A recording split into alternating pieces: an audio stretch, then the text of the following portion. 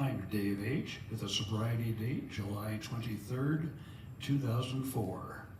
This was originally presented as a talk at District 4's Founders Day Picnic, June 7th, 2025 at George Wythe State Park between Waterloo and Cedar Falls, Iowa for AA's 90th anniversary.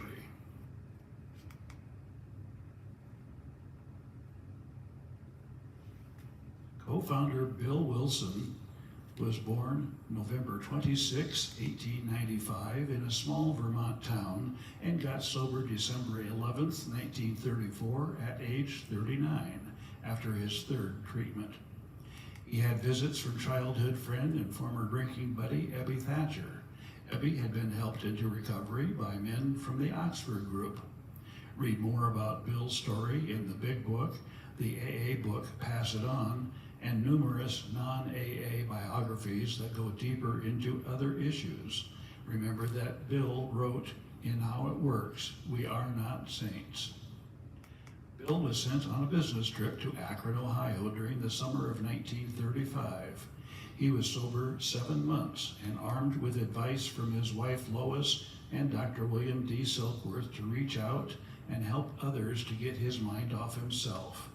Dr. Silkworth told Bill to quit preaching to drunks because it didn't work. Instead, stressed the obsession of the mind and allergy of the body. Just tell his own story along with some of the Oxford group's process. At risk of relapsing, Bill reached out to Akron preachers to find a drunk to help. And he was put into contact with a member of the Akron Oxford group who connected him with a hopelessly drunk surgeon, Dr. Bob Smith. Dr. Bob was born August 8, 1879, also in Vermont. He had tried the local Oxford group, but was put off by its attention-grabbing evangelical approach. After telling Dr. Bob the outline of a recovery program adapted from the Oxford group ideas and helping him through what we know today as steps 4 and 5, Dr. Bob resumed drinking on a business trip.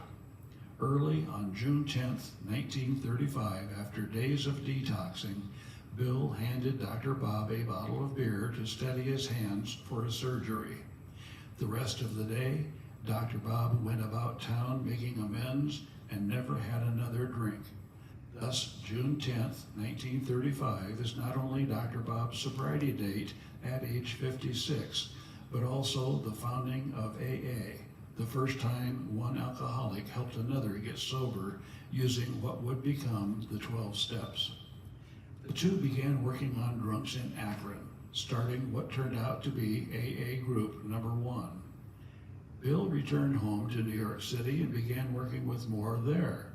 He established Group Number 2 with Hank P., born in Marion, Iowa, who helped Bill start a business and later helped fund the printing of the Big Book. As the groups grew, the press began to take note, and soon new groups were forming. A central office was started, and people from across the country visited Akron or New York City to solve their alcohol problem, taking the solution back home with them. The book Alcoholics Anonymous was first published in 1939 to help spread the word accurately to more cities. On June 10th, 1945, over 2,500 AAs gathered in Cleveland for a 2-day 10th anniversary. For part of it, 400 traveled to Akron for a Founders Day dinner. Back in 1945, Bill told the crowd that June 10th was a day for congratulations, for Thanksgiving, and for celebration. Read more about the history in the books Dr. Bob and the Good Old Timers and AA Comes of Age, or visit the AA archives online. Founders Day continues to be celebrated 90 years later in Akron on the weekend nearest June 10th. Now AA moves westward to Chicago, Kansas City, Omaha, then Des Moines. Earl T. of Chicago first heard of AA in January 1937.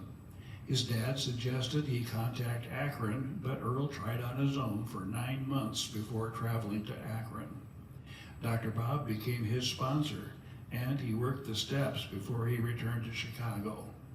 Without group support, he resumed drinking after a few months, and after several returns to Akron, he met 2 other men from Chicago, and the 3 new friends got sober by the spring of 1939 and began gathering names for a meeting. When the Big Book was published in April of 1939, national publicity quickly attracted others, and the first Chicago meeting was held on September 20, 1939 in Earl's suburban Evanston apartment. After 2 months, it moved to downtown Chicago and added additional weekly meetings. With more national publicity for AA, including news of the Rockefeller dinner, the Chicago group began handling 12-step calls to surrounding states.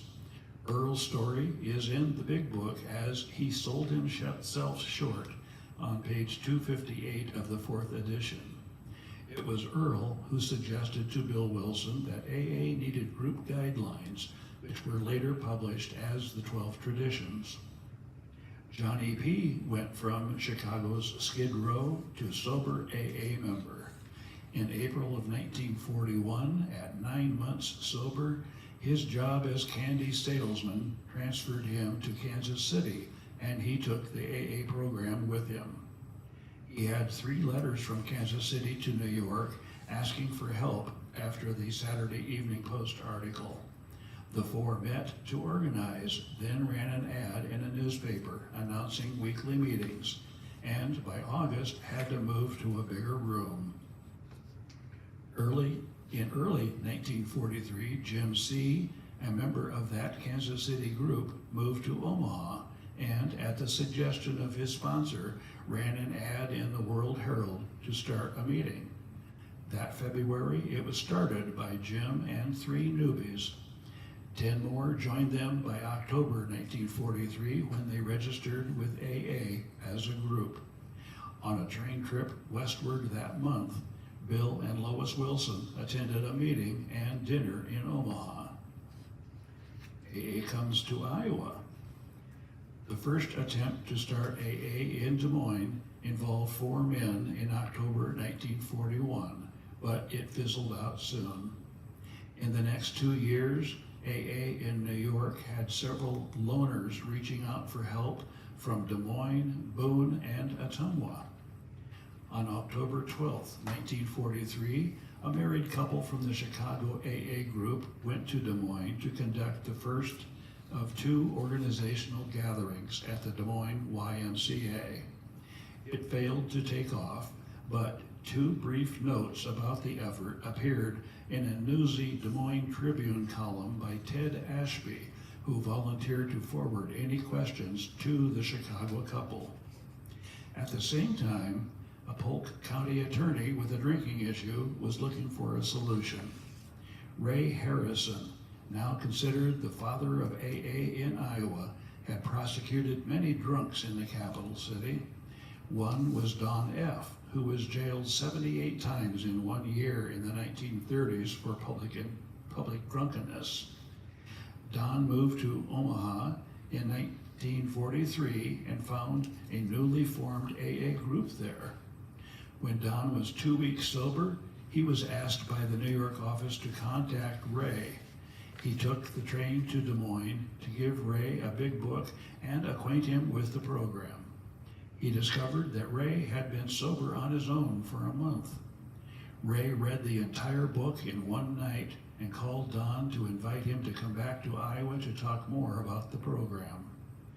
Don was in Des Moines the next day, and the first official AA meeting in Iowa was held in Ray's office on October 29, 1943, 2 weeks after the failed meeting at the Y. There was Ray, 1 man from the YMCA attempt, 3 others, 2 of whom were drunk, and Don from the Omaha area chairing. The men exchanged phone numbers and planned a second meeting at Ray's home, which had 8 members plus 2 non-alcoholic guests. The third meeting at another home had 17 people, including 4 taking a train from Omaha. The group soon outgrew homes, began meeting in the Bishop's cafeteria basement, and got a post office box. An article about the new AA group before the tradition of anonymity named Ray Harrison as the local organizer, which caught the eye of an old friend in Waterloo, dentist Harvey D., and we'll have more about him later. By 1944, the Des Moines group formed Iowa's first Alano Club, which couldn't find a permanent home until 1955, when the White House was purchased and repurposed. Ray Harrison began reporting the activities of the thriving Des Moines group directly to Bill Wilson in New York. They exchanged communications and became good friends. Ray also started a local newsletter using the name Hildegard as author of group updates and bedtime stories. Later, Ray became a judge, and when a drunk was being sentenced and could not or would not go to AA, they were sent to Ray's special court class for alcoholics, the first of its kind in the country. Throughout 1944 and into the next decade, Ray was joined by AA members Emil, Russ, and Shack, often called the Four Horsemen of AA, traveling the state by train using names provided by headquarters in New York to plant seeds. Marshalltown, Waterloo, and Burlington were the first meetings outside Des Moines in January of 1944, with Burlington and Waterloo both meeting January 10th. Waterloo was officially registered as Iowa's number 3 group, so either Marshalltown or Burlington got their group registration to New York before Waterloo. The first meeting in Cedar Rapids was a few weeks later, on March 23, 1944. Supported by 4 men from Waterloo, Ray from Des Moines, 9 locals, and 2 ministers. That was soon followed by Sioux City, Newton, Davenport, and a second group in Des Moines. In 1945, AA's first meeting for women started in Des Moines, and new groups were started in Fort Dodge, Ottumwa, and Dubuque, and in 1946, Marengo. The next 2 years saw AA expand into northwest Iowa at Spencer, Esterville, and Storm Lake.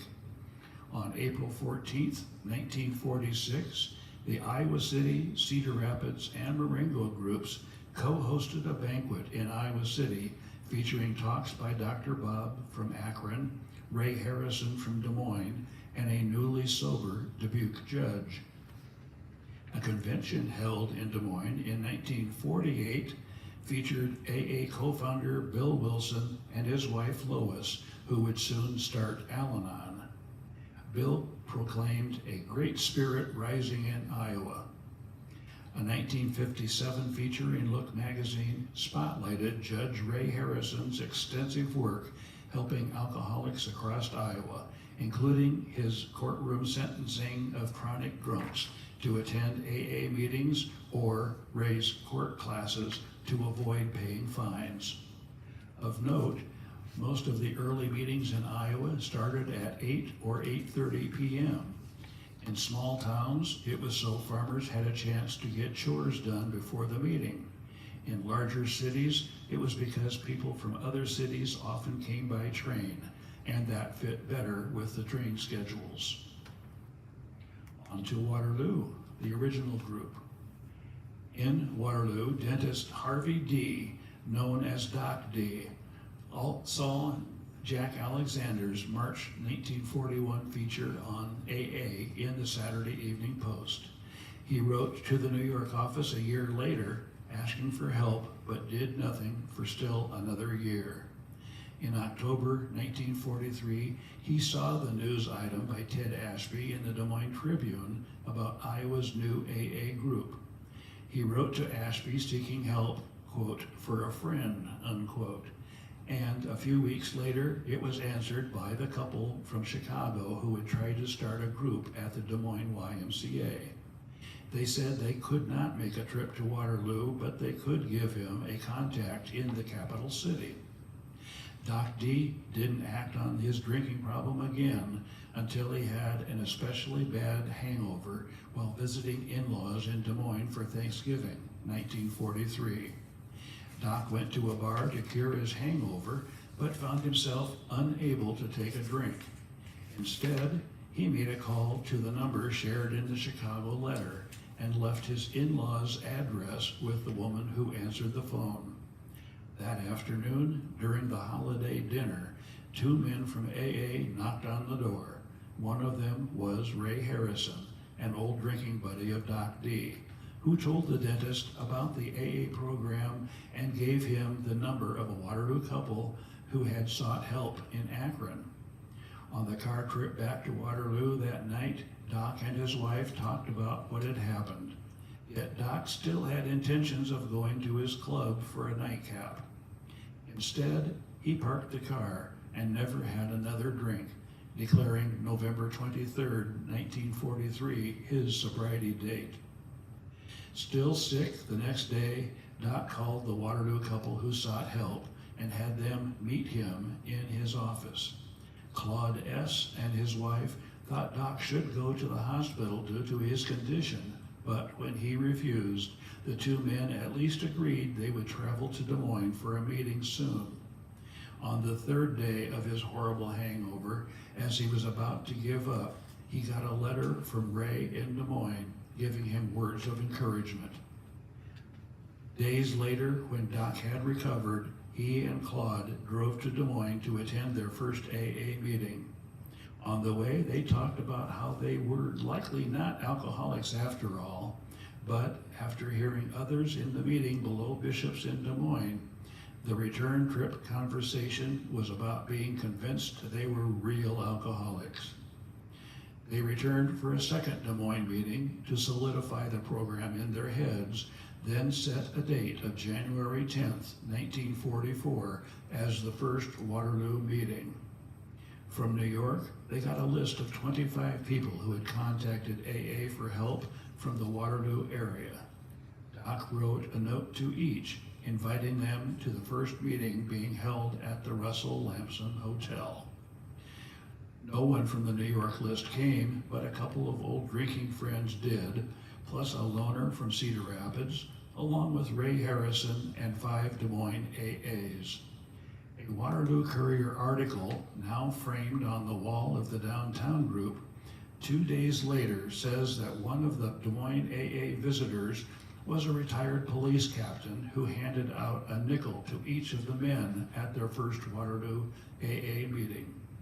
Remember that payphones were cheap and plentiful, especially at bars.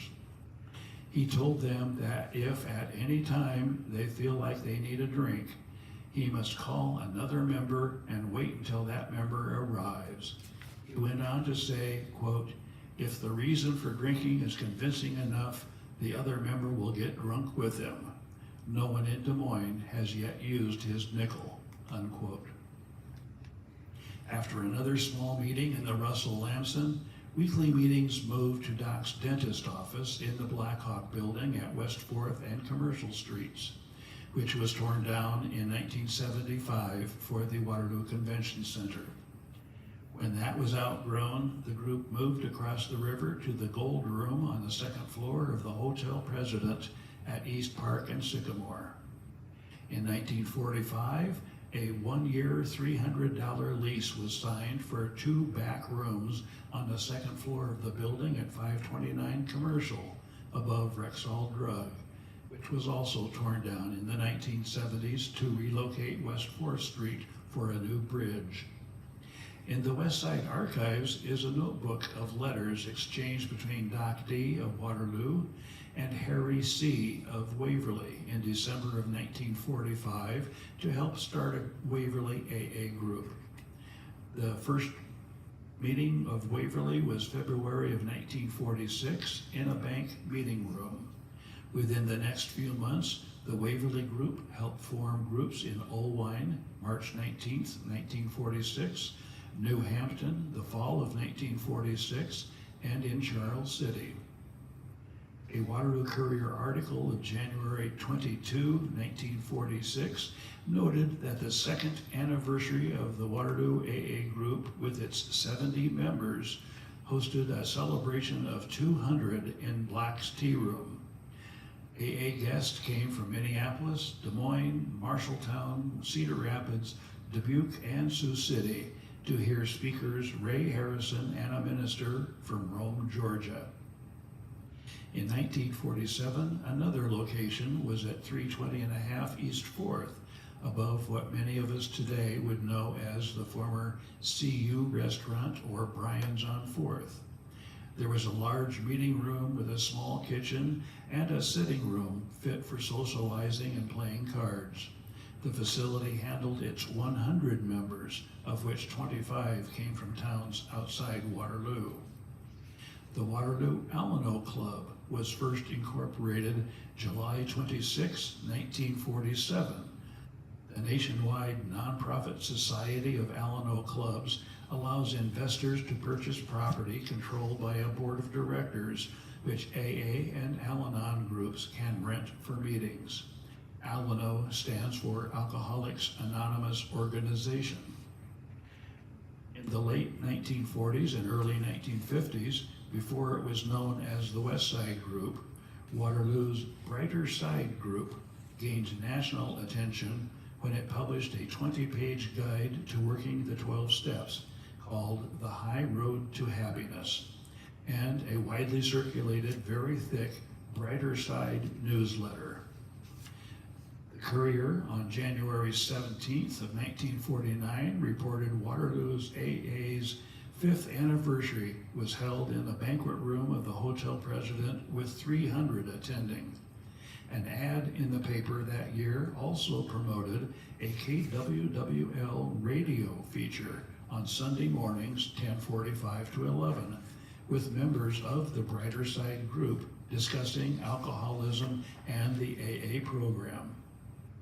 In a December 6, 1950 Courier news item, it said Waterloo's Brighter Side AA group had 250 active members and had started a, quote, Negro branch, unquote, meeting at 403.5 Mulberry, now a parking lot at Mulberry and East 3rd behind the Elks Club. The 1950 Waterloo City Directory lists the Brighter Side AA group at 324.5 East 4th, above Gildner's Men's Clothing, more recently Volkshaus or Fester's Pub. Brighter Side remained at that site until the fall of 1953, when the Sons of Jacob left their synagogue for a new building, and the old one on West 5th was purchased by the Waterloo Alano Club.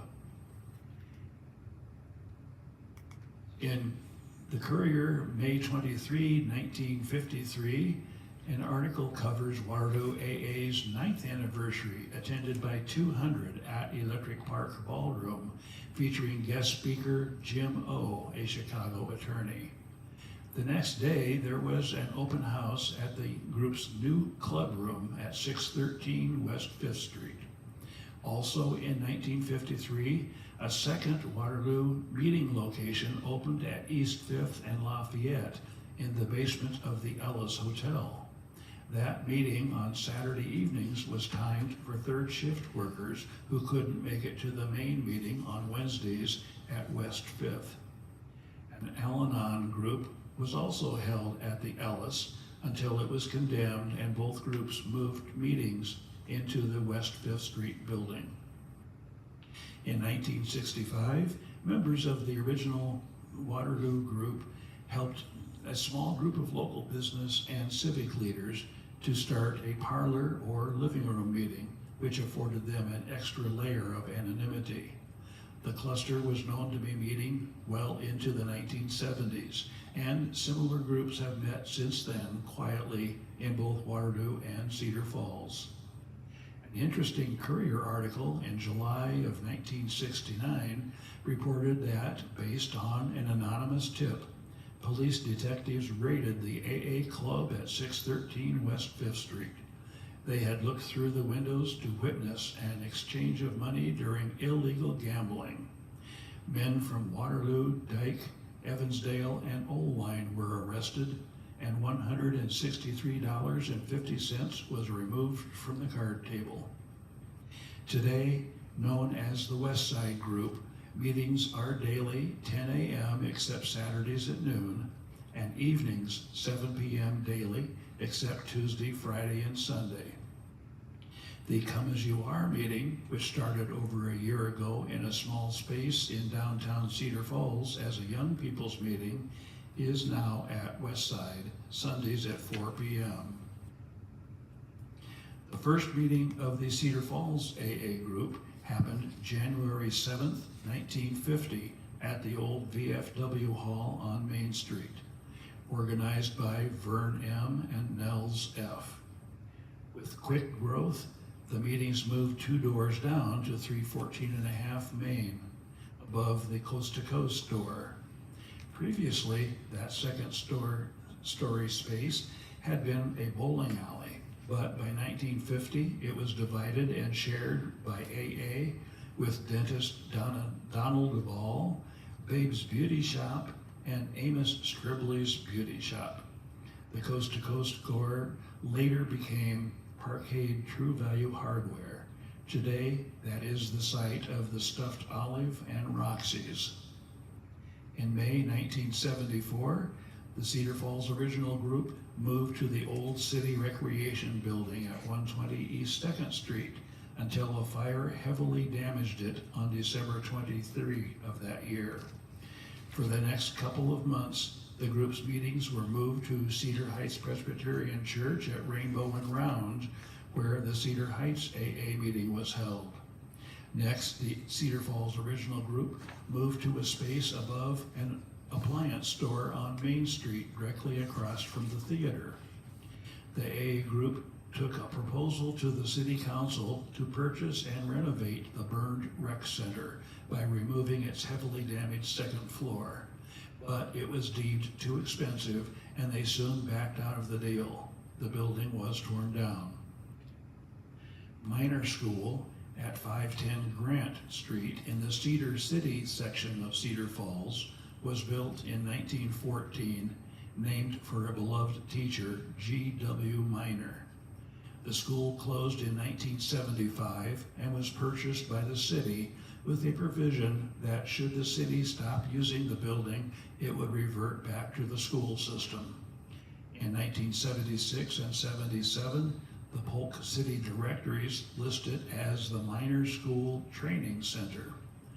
City directories from 1978 to 81 show the building housed Cedar Falls Operation Threshold and the Police Public Relations Department, with AA and Al-Anon renting the second floor. From 1982 to 85, AA and Al-Anon were the only renters left in the deteriorating old building. With the city no longer using the building, ownership reverted to the school board. According to a Courier story on June 11, 1985, the building was inspected and declared in violation of city code and an expensive liability. The school board didn't want it back, but couldn't sell it without a voter approval. AA couldn't own property according to Tradition 6, but the Courier article explained a compromise. The city would again take ownership, and on June 13, 1985, the Minor School Alano Club was registered as a nonprofit organization with the state of Iowa. The city then sold the old school to the Al-Anon Club for $1, provided it was brought up to code with proper building permits. Now known as the Minor Group, meetings remained at that retired school building until the Great Flood of 2008, which saw muddy water covering the second floor. It was declared a total loss and the property was added to the city park system. The cement 1914 header of the entrance and a door were salvaged as memorials for the group. Within a short time, a temporary location was donated by Ron B. in the back of his Amish peddler business between University Avenue and Falls Avenue in Waterloo. After fundraising efforts, the minor Alano Club was able to purchase and renovate a former feed store at 2513 Center Street in North Cedar on September 16, 2009, where it remains today as Minor 2. Meetings are held at various times every evening, plus a Night Owls meeting at 10 p.m. Fridays, an early bird meeting at 6:30 a.m. Thursday, and a spiritual meeting on Sundays at 10 a.m. Alan B., who got sober in 1969 and has 56 years of sobriety this year, has over the years shared a memory that the downtown group in Waterloo started at the Oddfellows Hall above Levi Brothers at 306.5 East 4th, but wasn't sure when except before 1969. Al has also shared with several of us that AA's spring anniversary in Waterloo at the UAW Hall started as the downtown group's anniversary. In the district archives, now stored at Minor 2, there are pieces to the puzzle of when Waterloo's second group started. There is a ticket for the Downtown Club's 6th anniversary on April 1 through 3, 1967. In a Courier article, it said that the event locations included the Downtown Club Room in the Courthouse Square building at 620 Lafayette Street, now a lawyer's office behind Roth Jewelers. Other events were held down the street at St. Joseph's Church, with 360 expected to attend. The 7th anniversary event, March 18, 1968, was at the Meatpackers Union Hall, 1651 Sycamore. The Courier reported that 350 attended, with out-of-towners coming from 14 Iowa cities and towns. There was another ticket in the archives for the Downtown Club 8th anniversary, March 22 and 23 of 1969, also at the Meatpackers Union Hall. Those 3 spring anniversaries celebrated in late March and April indicated the downtown group started about that time in 1961.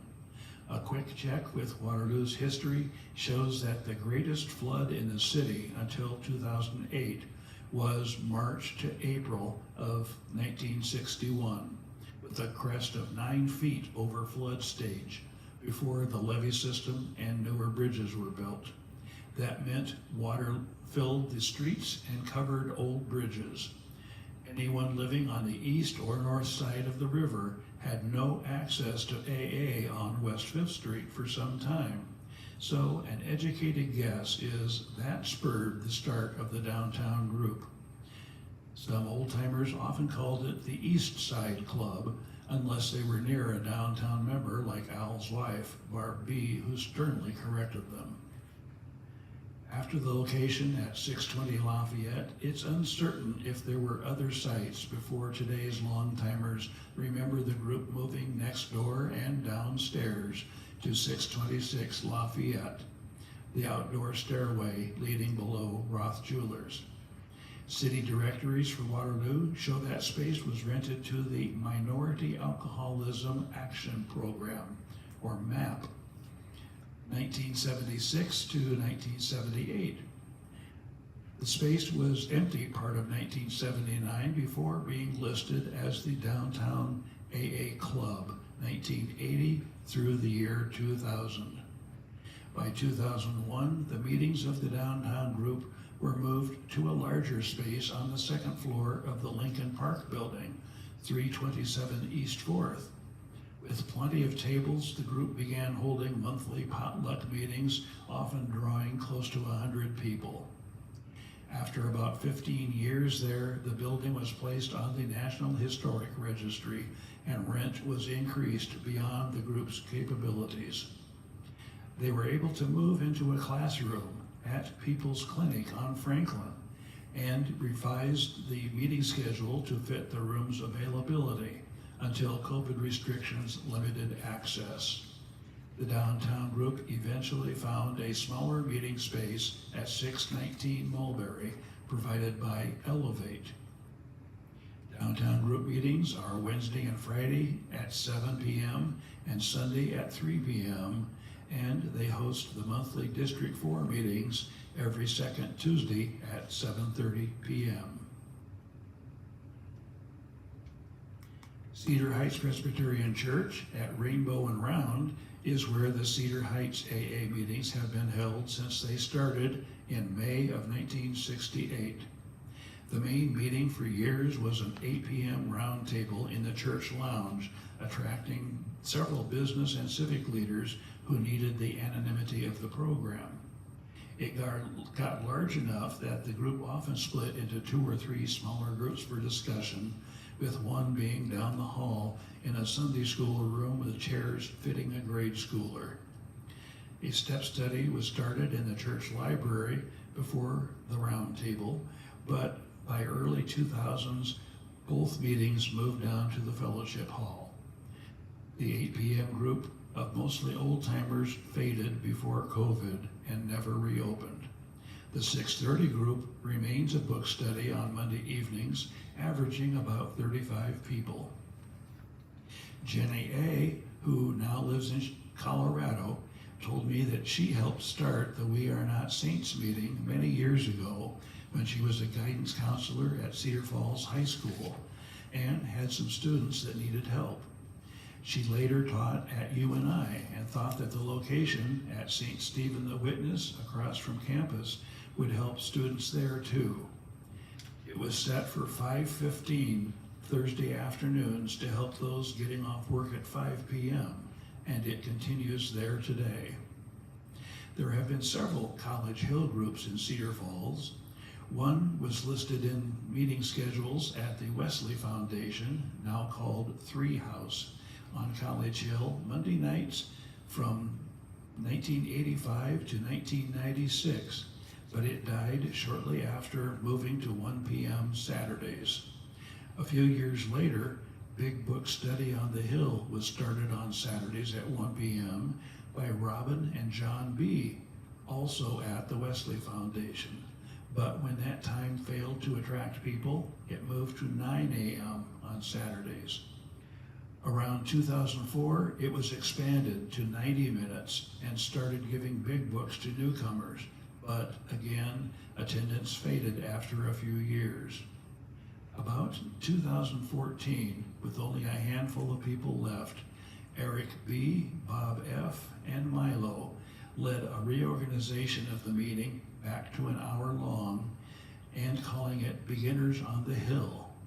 It began growing and sponsored annual Big Book workshops, bringing in speakers from around the state to speak. As the group grew, it needed a facility that had parking and handicap accessibility, and found that at St. John Lutheran, still on College Street, but a different hill. After COVID, DHS restrictions due to a preschool in the building forced the group to find a new home, and it was at St. Stephen the Witness across from campus. In keeping with the idea of a beginner's meeting, newcomers are still given a complimentary big book, and the group continues to grow, now averaging more than 55 each week. The Grapevine meeting was started by Annie B. in April 2021 at Nazareth Lutheran in Cedar Falls. Each Friday at 6 p.m. there is a discussion on a reading from our monthly magazine and jokes from the humor pages shared by Steve. Doing the Next Right Thing meeting began at Allen Hospital on Saturday nights in 2008. Longtime AA member Lyle H. started it when smoking was still allowed in meetings, and another longtimer, Pat S., had trouble breathing with failing lungs. The hospital offered a smoke-free, handicap-accessible space along with free coffee. COVID put a stop to outside traffic, but the meeting has continued by using Zoom technology. The Allen Monday meeting was started by Allen Hospital as an early afternoon class for alcoholics to which they invited AA members to speak. It was initially advertised by Allen as an alcohol reduction class, but became more widely accepted as a senior AA meeting since it was mostly retired folks. But with AA's sixth tradition against affiliating with a related facility or outside enterprise, Allen's only involvement soon became providing just the room and the coffee. When COVID hit, shutting the hospital down to outsiders, the meeting moved to St. Mark's Church in Evansdale at 1:30 Monday afternoon. Women on Wednesday may have started in the 1990s. Carol says it was going strong when she joined in 2002. They meet Wednesdays at 6:30 p.m. at First Methodist in Cedar Falls. The Keep It Simple men's meeting was started by Kent R. and Sean C. in February 2022 at Sean's workshop off Waterloo Road in Cedar Falls, but moved to St. John's Lutheran when Sean moved to Colorado. They continue to meet Wednesdays at 6:30 p.m. The Sunrise Group on Fridays at 6:30 a.m. was at Trinity Bible Church on Orchard Drive in Cedar Falls for many years.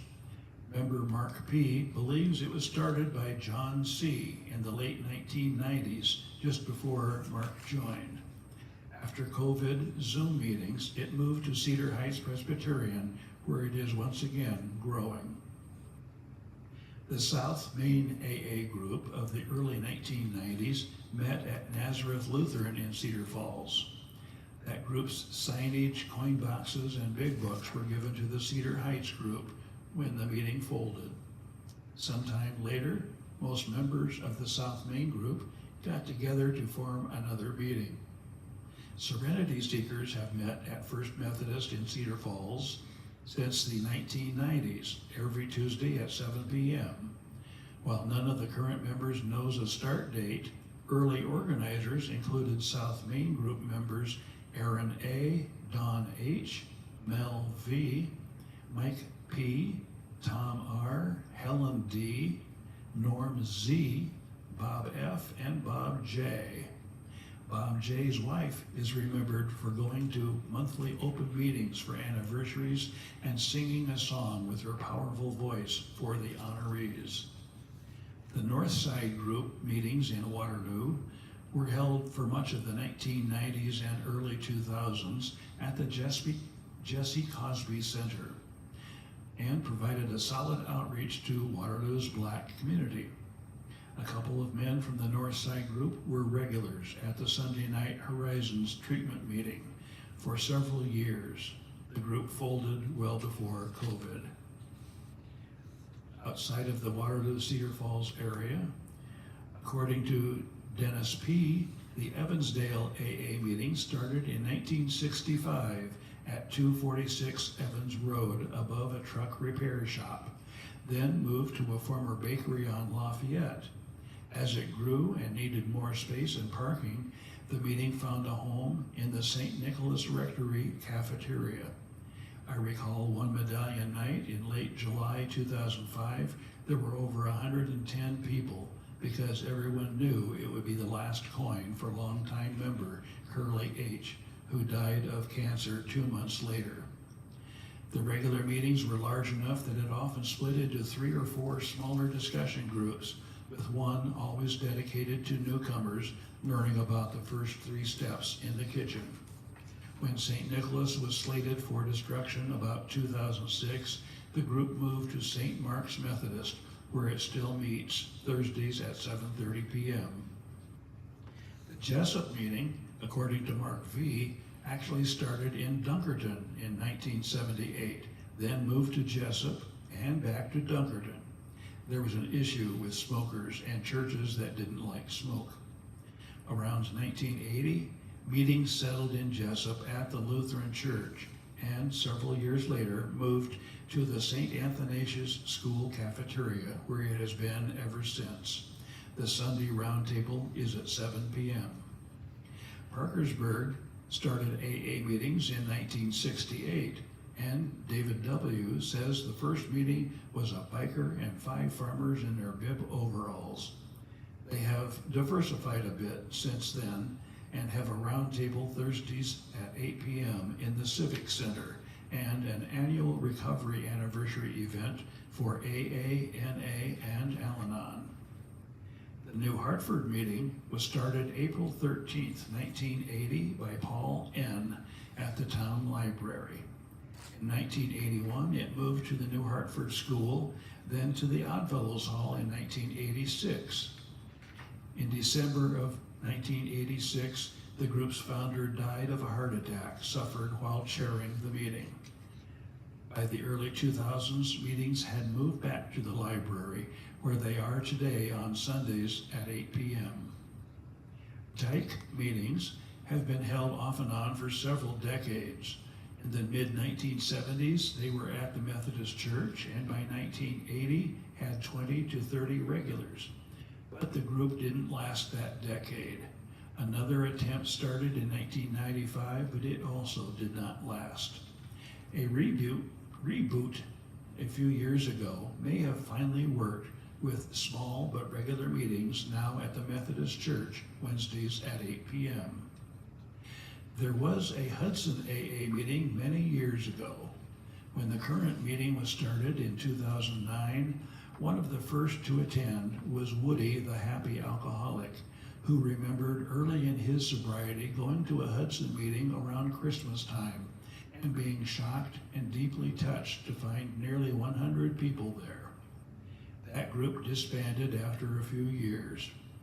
In 2009, at Horizons Treatment Center, it was noted that there were a couple of Hudson residents in residential treatment and 4 or 5 more in outpatient groups. When they saw each other, they questioned why the town had no meeting. They exchanged phone numbers, and after a couple of organizational gatherings, it took off quickly at St. Timothy Lutheran every Tuesday at 6:30 p.m. In Hudson, MHI meetings began with help from Waterloo AA members in 1947. More on that in the treatment section. At some point in the 1970s, people in the town also started a meeting which grew to 3 meetings a week at St. James Church.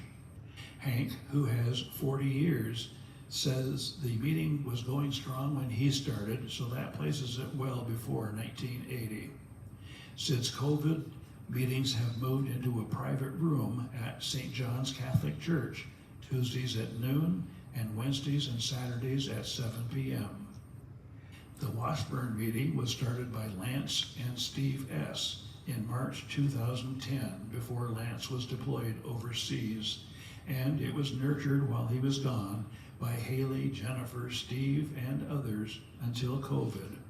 It continues as a Zoom meeting on Tuesdays at 6 p.m. The Winthrop meeting has been off and on for several years with help from the Independence Group, and is currently being held Mondays at 7 p.m. at the Independence Meeting Room. The Traer meeting has been held for many years.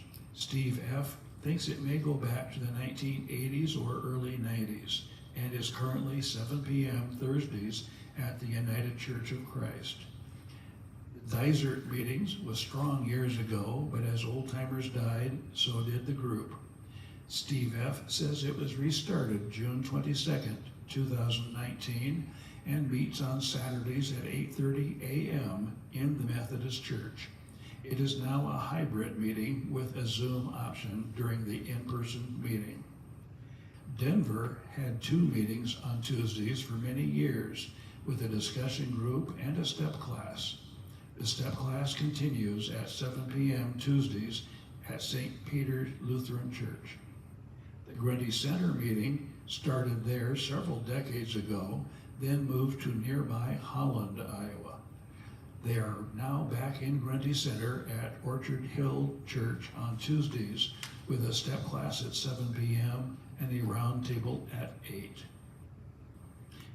And now the treatment centers in this corner of the state. Long before medicine and therapies were developed for alcoholics, drunks in this region were sent to a locked ward for 72 days at the Mental Health Institute, or MHI, in Independence, with patients considered insane. If they had violent DTs, they were likely tied to beds or put in straitjackets. Repeat offenders were eligible for electroshock therapy. After a 1946 Service Club meeting in Olwine, visited by Governor Robert Blue, at which Waterloo AA member Ed Kay spoke about the inhumane treatment for alcoholics, MHI's chief doctor agreed to have separate quarters for alcoholics with coffee and at least one in-house AA meeting a week with visiting Waterloo AA members, beginning in 1947. More widely accepted treatment programs were later adopted. A recent photo on Facebook from the MHI Museum shows a small meeting room with the 12 steps hung on the wall. A 1965 article in the Courier says that the MHI alcohol treatment program has no time limit and some stay 7 weeks or more with daily group therapy, regular AA meetings, and outpatient follow-up. It reported 770 alcoholics were treated in 1964. In 1977, MHI added a program for drug addicts and soon merged it with the alcohol treatment program. Before MHI improved its handling of alcoholics in 1947, the Waterloo Original Group member Paul P. thought there should be some better kind of treatment. He rented stalls in the horse barn at the National Cattle Congress grounds and donated them to detox and treat drunks. Volunteers cleaned out the stalls, installed cots and a small kitchen. Someone was always there to monitor the recovering drunks, and a mild sedative was mixed with beer to wean them off alcohol slowly. A hot stew was always available, and plenty of AAs would visit to share the program. As the patients improved, they helped keep the stalls clean. When members of the Waterloo Original Group, then known as the Brighter Side Group, decided to improve local detox and treatment, they registered the Waterloo Alano Club in 1947. They obtained a small building at 412 East 4th Street next to the Strand Theater, across from Lincoln Park, now a parking lot next to Waterloo Fiber offices. The Waterloo home was known as the AA Hospital, but members were careful to explain the difference between the AA group and the Alano Society, in keeping with the newly established 12 traditions. Waterloo's Brighter Side Group provided big books and other materials, plus personal visits if desired. The project doesn't appear to have lasted long. Another effort to provide treatment began in July of 1966, when the Northeast Council on Alcoholism, under guidance from the Governor's Commission on Alcoholism, was established to begin providing services for social and heavy drinkers, with counseling from AA volunteers to prevent them from progressing to alcoholics. A year later, the organization renovated a church on Falls Avenue and opened a residential and outpatient treatment center under the name Northeast Council on Substance Abuse, or NECSA. Today, we recognize that program as Pathways Behavioral Services, headquartered on University Avenue, with outpatient offices serving 6 counties. In August 1967, a sober living home for 13 alcoholics opened at 406 Independence Avenue. Green Acres Men's Residence was a 32-month pilot program of the Iowa Comprehensive Alcoholism Project, or ICAP, of the Office of Economic Opportunity and co-sponsored by NECSA. The $125,000 grant included oversight from MHI, and soon after, 4 more ICAP homes opened across Iowa. In May 1971, Green Acres Halfway House was granted a charter for an AA group named the Sedlicek AA Group after Dr. Leo Sedlicek of Cedar Rapids, who became prominent in helping Eastern Iowa alcoholics. State funding for Green Acres ended in September of 1977, and it closed. Pathways has operated a sober living opportunity for several decades, housing people leaving a certified treatment center or being released from Iowa's legal system with recovery time from addictions. Initially, it housed 25 men and women on Western Avenue in Waterloo between West 4th and West 5th Streets, then moved into a former women's clinic at 2014 West 4th, where it is today as the Junkman Noble Center, serving about 12 men. In 1972, Schoitz Hospital at Ridgeway and Kimball opened a wing of its second floor for treatment of chemical addictions. Fondly called 2 North, the Courier reported that the first year saw 280 admissions, with a quarter of them being women. At the time, it was believed to be a first-in-the-nation center for detox and short-term treatment designed to average 10 days. It was initially co-sponsored by the Northeast Council on Alcoholism. After several hospital mergers, the program was named Horizons and eventually moved to its current location on the 5th floor of Mercy One Hospital. Horizons involves many AA members as volunteers to speak in class sessions, and Mercy One Waterloo is the only hospital in the region to have a unit dedicated to detox.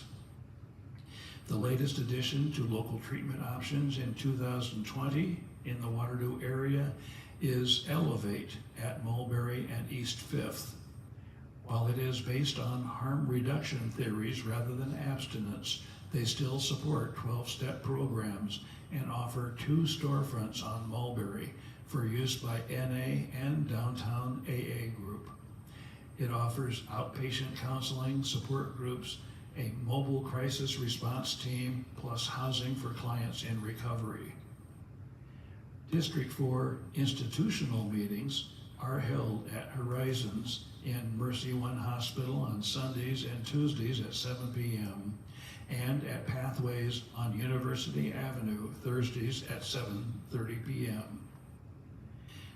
Some historic odds and ends for District 4. When originally organized, Iowa's District 4 of AA extended much further north, including Waverly, Charles City, Olwine, and New Hampton. As AA grew, the giant district was divided into 2. The Bridge the Gap program, connecting treatment center clients with AA members to break the ice of going to meetings after discharge, was brought here in 1978. And our phone answering service, or hotline, began in November of 1985.